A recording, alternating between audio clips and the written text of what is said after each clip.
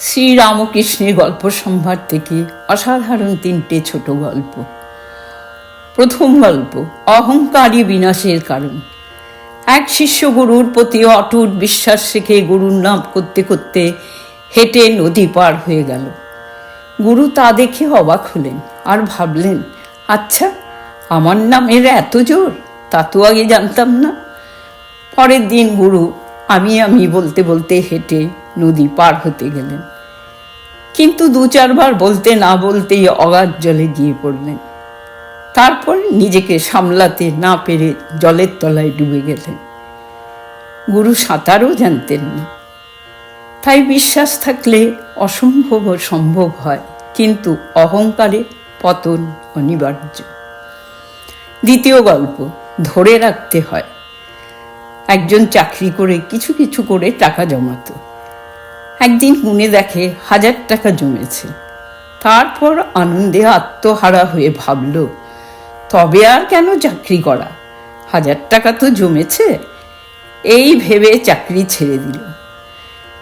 এতটুকু পয়সাতেই সে ধরাকে সরা মনে করল। তারপর 1000 টাকা খরচা হতে আর বেশি দিন লাগলো না। অল্প দিনেই ওই 1000 টাকা শেষ হয়ে গেল।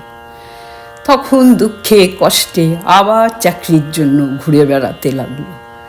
তাই ধরে রাখতে হয়। এবার তৃতীয় গল্প, টিকে ধরাতে যাওয়া। একজন তামাক খাবে, তো প্রতিবেশীর বাড়ি টিকে ধরাতে গেছে।